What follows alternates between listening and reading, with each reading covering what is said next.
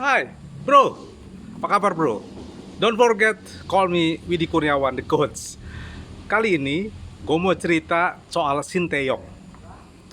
Kenapa dia itu sukses dan sekarang menjadi idola di Indonesia?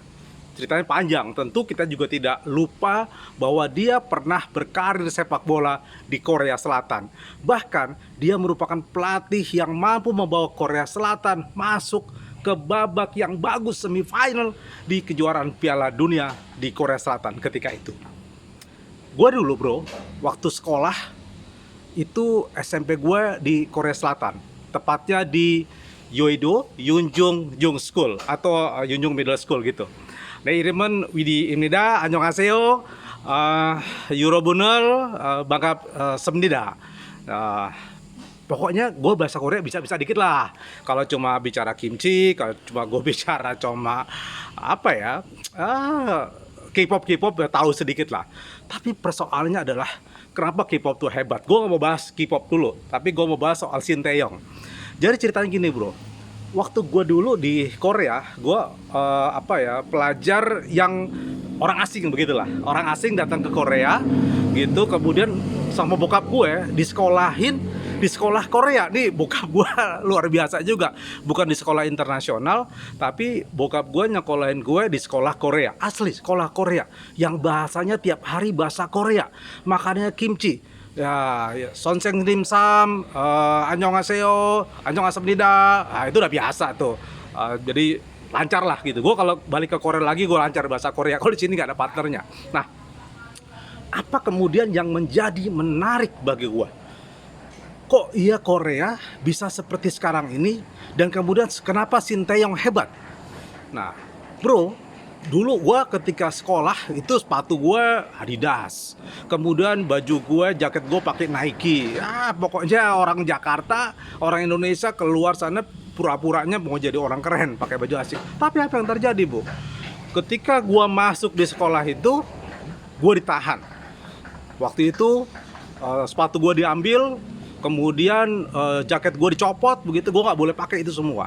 Kenapa? Karena ternyata di Korea anak sekolah itu nggak boleh pakai baju gituan bro. Dia masuk sekolah mesti ganti sepatu. Sepatu itu namanya simbal. Simbal itu warna putih gitu bro. Nah itu masuk ke kelas semua sama semua gitu. Nah ada yang diterapkan di Korea yang sadis menurut gue, dan ini merupakan pelajaran yang harusnya kita bisa ikuti. Kenapa? Orang Korea itu dahsyat dan keras bro. Nggak ada lagi yang kita guru tuh harus baik segala macam. Enggak, Korea tuh keras, dahsyat, sadis kalau menurut gue sih. Kenapa bro? Contoh ya, gue karena gue orang asing sih dapat privilege lah. Tapi teman-teman gue yang orang Korea itu ketika dia nggak bisa menjelaskan sesuatu pelajaran, itu kepalanya dikeplak bro. Kan di Korea itu dia tanda tangan guru itu nggak pakai tanda tangan, dia pakai stempel yang tempel di sini nih. Ya, itu kalau salah dikeplak ini plok gitu, dan nggak protes. Ya, jadi keras sekali.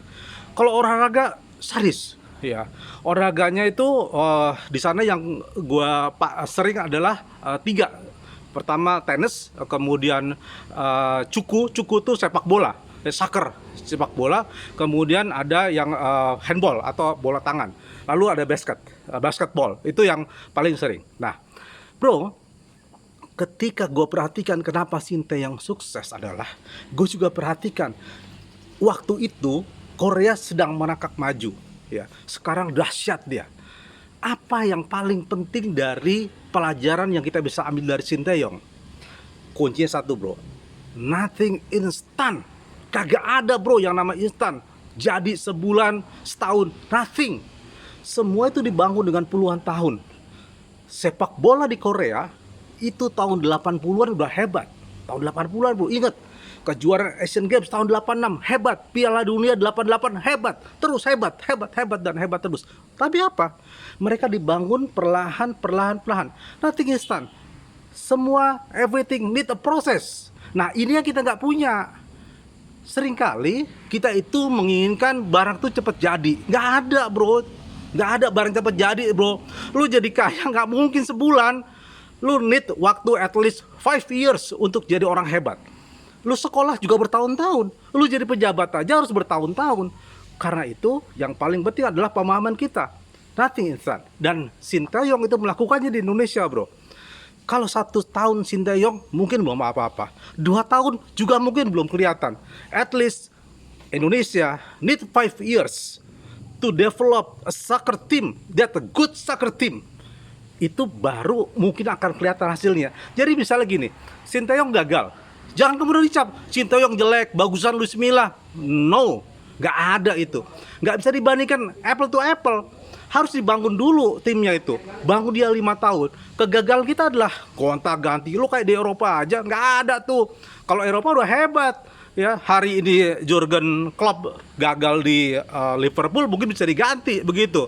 Atau Pochettino itu di PSG diganti Zidane mungkin bisa-bisa saja karena timnya sudah hebat.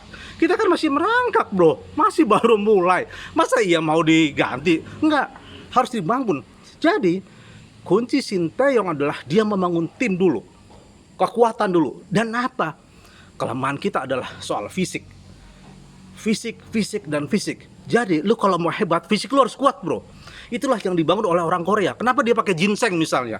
Ginseng itu penambah energi. Kenapa orang Korea suka makan bawang putih? Kenapa? Karena di dalam bawang putih itu ada kekuatan yang luar biasa. Jadi fisik itu harus dibangun dulu. Minum susu, yogurt itu sesuatu yang biasa. Nah, larinya keras.